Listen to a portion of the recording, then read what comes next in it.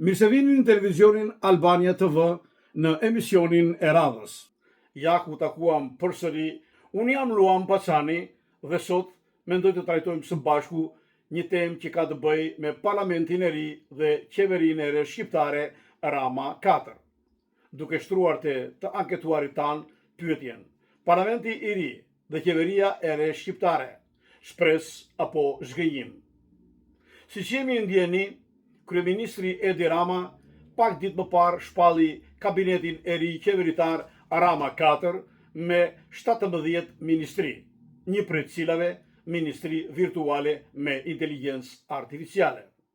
8 ministra largohen nga kabineti qeveritar, 5 rikonfirmohen në të njëjtat ministri, 4 kalojnë në ministri të tjera të ristrukturuara, 6 emra të rinj ulen për herë të parë në koltuqjet qeveritare.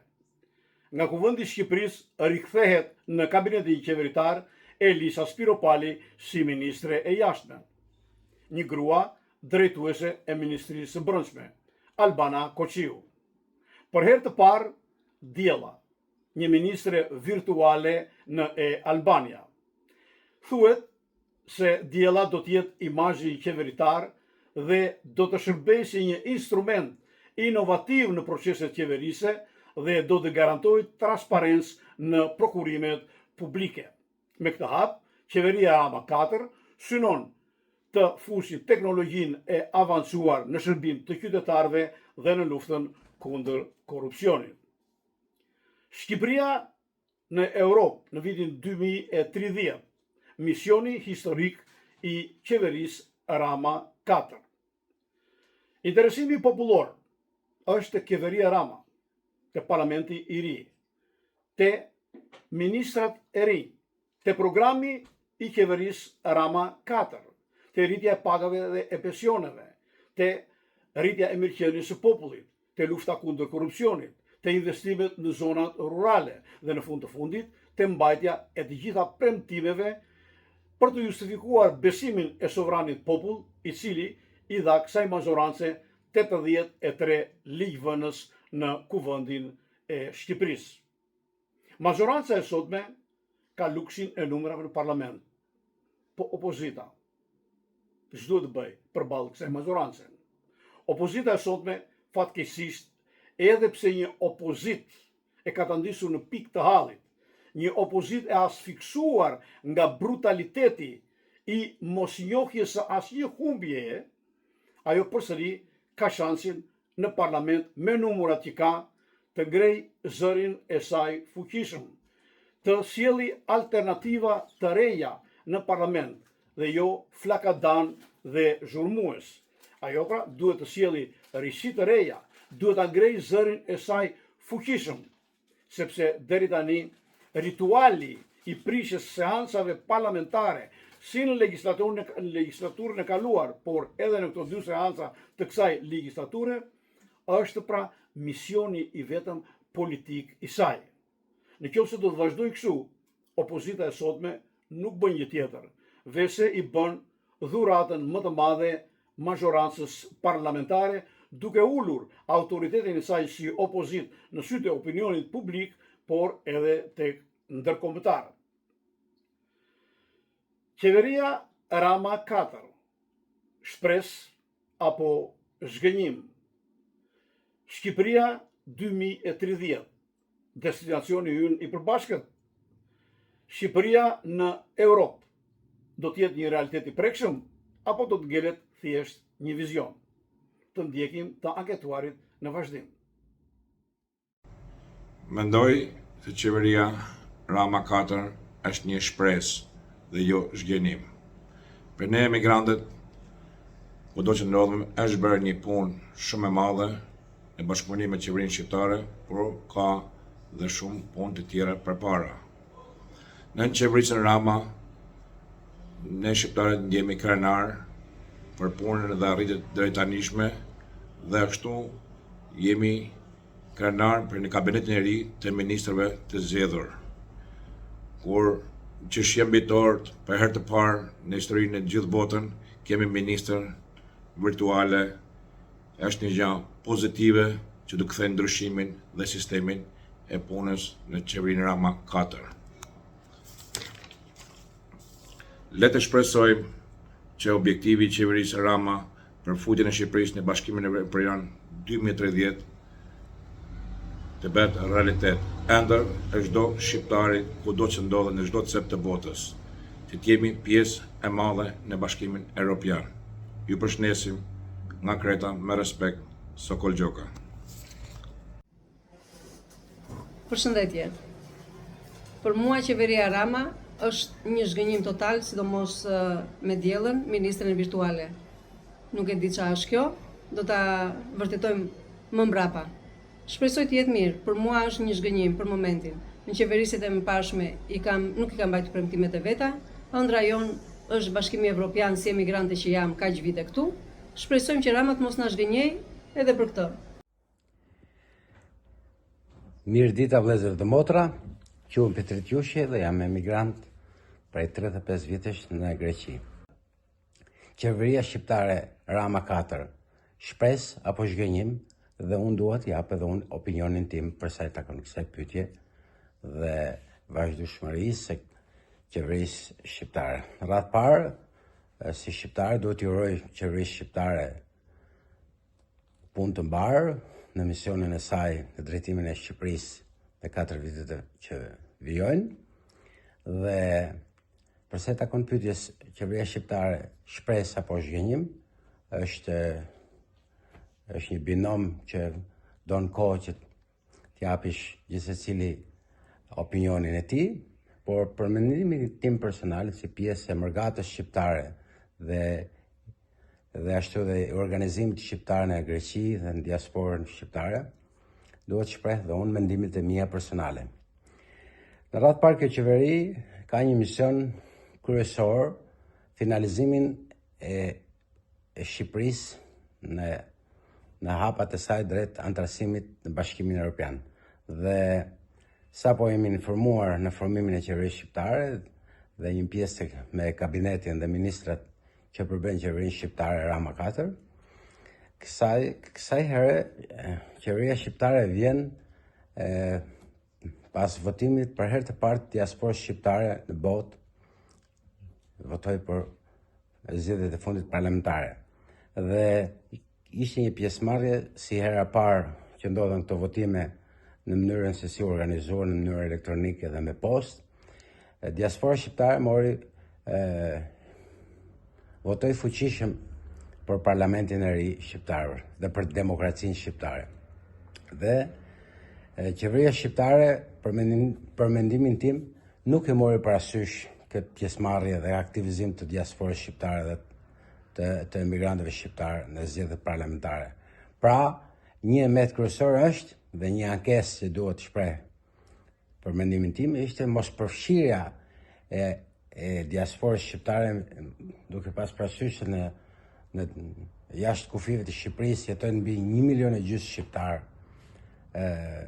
në Europë, në Greqi, të pjesa më dërmuese në Greqi dhe Itali dhe të tjera të Bashkimit Evropian. Pra, kjo ishte një emet dhe qeveria shqiptare do ta kishte parasysh që të kishte një ministri për diasporën, sepse ndihma dhe energjia që gjithë këto vite ka dhënë diaspora shqiptare dhe emigrantë shqiptar për Shqipërinë dhe Shqipëria përfaqësohet nga kjo qeveri, nuk u mor parasysh, pra u lanë harres. Pjesa tjetër është për sa i takon edhe gjeografisë brenda të Republikës Shqipërisë, ka një mungesë të theksuar të përfaqësimit normal në qeverinë shqiptare Rama 4. Dhe kjo, për mendimin tim, qeveria shqiptare mund të riorganizojë disa herë sipas vendimit të kryeministrit një përfaqësi tjetër në kabinetin e saj të ardhshëm. Në këtë kabinet të ri të qeverisë shqiptare ne u surprizuam me një risi të re që solli kabineti qeveritar në qeverinë shqiptare. Ishte emërimi i ministres së re të inteligjencës artificiale, diella, siç jemi njohur do quhet. Është një risi që duhet parë me kujdes dhe pritshmëritë apo zhgënjimet që mund të marrin nga kjo ministre mund të jenë të dyanshme, sepse asnjëherë inteligjenca artificiale nuk mund t'i kaloj kufit dhe logjikën e njeriut natyral. Dhe besoj që një staf do jetë shumë i kujdesshëm dhe shumë mirë i kualifikuar që do të punojë me ministrën e re diella. Prandaj kjo do të jetë diçka që duhet parë dhe do ta shikojmë se çfarë pritshmërisë apo çfarë regresi mund sjell kjo ministër, kompetencat e saj, cilat do jenë, do t'i shikojmë në vazhdim. Pjesa tjetër që duhet qeveria shqiptare të fokusohet është ecuria dhe përgatitjet e saj për bisedimet me Komisionin Evropian, për etapat dhe bisedimit që do vazhdojnë që Shqipëria të si përfundim bëhet antare e plot në Bashkimin Evropian dhe siç e dim, viti 2029-2030 mund të jetë viti i shumëpritër i shqiptarëve që do të jenë pjesë e madhe e familjes europiane. Pjesa tjetër që duhet ta ketë shumë parasysh qeveria Rama 4 është harmonizimi dhe bashkëpunim më i ngushtë me qeverinë e Kosovës. Se kemi parë në qeveritë më parshme një farë largimi o një farë zbehje të marrëdhënieve kombëtare shqiptare me qeverinë e Kosovës. Dhe qeveria e Kosovës dhe populli i Kosovës nuk ka tjetër alat më të shtrenjtë se Shqipërinë dhe qeverinë shqiptare. Prandaj dhe kjo do të merret shumë në konsiderat dhe parasysh dhe i bën thirrje kryeministrit dhe qeverisë së re që të harmonizohen dhe të ketë një marrëdhënie dhe një bashkëpunim vllazëror ndërmjet dy qeverive të Kosovës dhe të Shqipërisë. Pra, eliminimin e kufive ndërmjet dy vendeve Kosovës dhe Shqipërisë. Pjesa tjetër që shqiptarët presin dhe diaspora në veçanti është që qeveria shqiptare duhet të gjendet më pranë emigrantëve në të mirën e Shqipërisë, sepse diaspora shqiptare ka një potencial shumë të madh që mund vendosë zhvillimin dhe vrullin ekonomik të Shqipërisë në të gjitha fushat. Dhe duke pas parasysh se ne jetojmë në Kret dhe kemi pas një bashkëbisedim me kryeministrin e Shqipërisë muaj që kaluan, kemi pas një takim dhe na është bërë një premtim që qeveria shqiptare do të hapë një konsulat të përhershme në ishullin e Kretës për të ardhur në ndihmë gjithë bashkëdhëtarëve për problemet e tyre konsullore, siç e kemi parashtruar kryeministit dhe ambasadës së Republikës Shqipërisë në Athinë. Prandaj edhe kjo premtimi që na është dhënë mos harrohet, sepse ne e mbajmë shumë mirë premtimin e kryeministit në takimin që kemi bërë në Hanja, që është e kryer. Pra na ka premtuar bazë u krye. Pra konsulata shqiptare në Kret do të jetë brenda vitit e pajisur dhe kompletuar dhe funksionale. Faleminderit shumë për intervistën.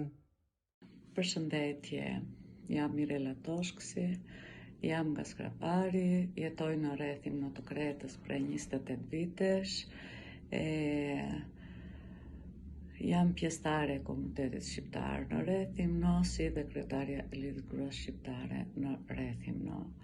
Rreth pyetjes qeveria e katërt Rama është shpresë apo zhgënjim?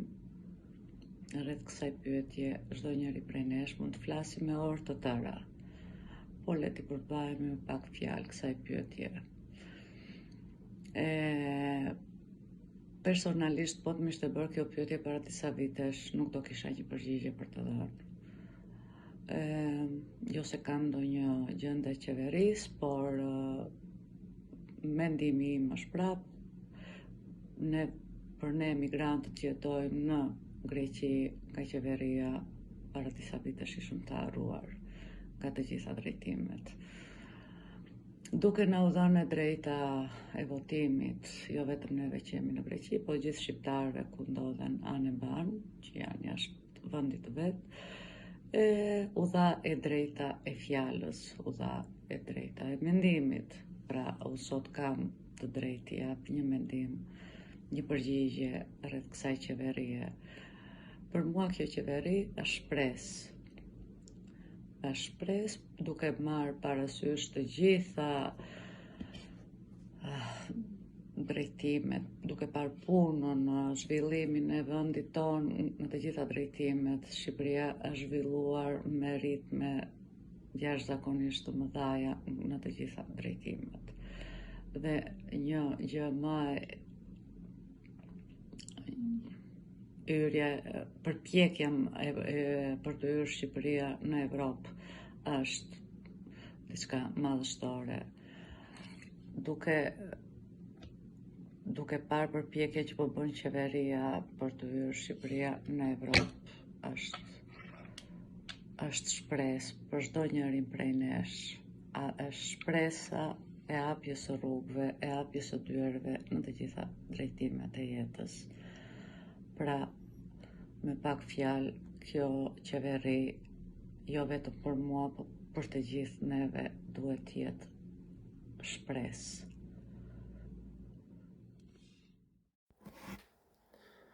Përshëndetje. Krijohet qeveria e re, pra Rama 4. Pyetja është zhgënjim apo shpresë? Unë do ta ndaj në 2 pika këtë bashkëbisedim me ju. Pika e parë, do flas pak për sa i përket diasporës ku dhe unë jetoj, dhe me formimin e qeverisë re shikoj që është hequr Ministria e Diasporës, çka nuk arrit ta kuptoj pse, ku jashtë atë dheut jeton një pjesë që është pak a shumë e barabartë me pjesën tjetër që jeton në Shqipëri, pra duhet të ishte Ministria e Diasporës, çka ngelet për të parë se nga kush do drejtohet dhe si. 2. Kërkojmë nga qeveria shqiptare arritjen e një marrëveshje me shtetin grek për pensione. Një pikë e nxehtë kjo që prek direkt gjithë bashkëdhetarët tanë që jetojnë në Greqi. 3. Me ardhjen e kryeministrit në Hanja Kret, na është premtuar hapja e një konsullate për diasporën shqiptare që jeton në Kret, çka do ndihmonte shumë bashkëdhetarët tanë. Një pikë tjetër që dua të ndaj me ju është dhe pjesa e shkollës. Me sa di unë, hapi parë është bërë me pagesën, pra mësuesit paguhen, marrin një vlerë monetare të vogël. Do doja Ministria e Arsimit të bëhet një marrëveshje, të arrihet një marrëveshje me Ministrinë e Arsimit grek për futjen e gjuhës shqipe në shkollat greke. Kaq për sa i përket pjesës diasporës. Do kaloja pak tani për pjesën në Shqipëri. Këtu doja të prekja pak gjërat më minimale. 2025 nuk arrit kuptoj kur emigrantët shkojnë në shtëpi, hapin rubinetin, nuk ka ujë. Pra shërbimi dhe mirëqenia nuk kanë ngjyra. Taksapaguesit kërkojnë shërbim, ujë, rrugë, ndriçim. Pika e parë kjo. Do shkoj pak te pjesa e pensioneve. Duke u nisur nga babai im merr 140.000 lekë pension dhe 180.000 lekë i ka ilaçe në muaj. Nuk arrit kuptoj se si ai njeri, po mos të ishim ne, se si do jetonte, se si do ushqehesh në atë vend. Pra do parë me njëherë pjesa e pensioneve, ku pensionistët të jetojnë me dinjitet vitet e pakta që u kanë ngelur. Për sa i përket pjesës, do kërkoja nga Kryeministri dhe Ministria e Jashtme bashkëpunim me vëllezërit tanë kosovar. Shikojmë vërdall se çfarë bëhet. Bota është në krizë, është në luftë. Bashkëpunimi me vëllezërit tanë kosovar dhe duke bërë propaganda që shtetet tjera të njohin Kosovën, pra afrimi shtetit ton sa më shumë me shtetin kosovar dhe me vëllezërit tanë kosovar, pra politika jashtme të jetë e një mendimi bashkë me politikën e jashtme të Kosovës, pra të gjejnë një rrugë të dy shtetet të ecin krah për krah drejt Evropës. Dhe ngelet këtu për të parë dhe premtimi i bërë nga kryeministri pra Shqipëria në Bashkimin Evropian në 2030. Gjë që ngelet dhe shpresojmë të gjithë shqiptarët, pra duke parë këtu pa ngjyrë politike, pra të gjithë shqiptarët të shkojnë në Evropë, presim që ky premtim të jetë sa më i afërt dhe ta shikojmë Shqipërinë atje ku ajo përket. Ju falenderit. Përshëndetje, unë si plonjat që jam, mendoj që qeveria Rama 4 është një ndër qeverisjet më të mira që ka pas ndonjëherë Shqipëria, që nuk na ka zgënjur asnjëherë. Faleminderit.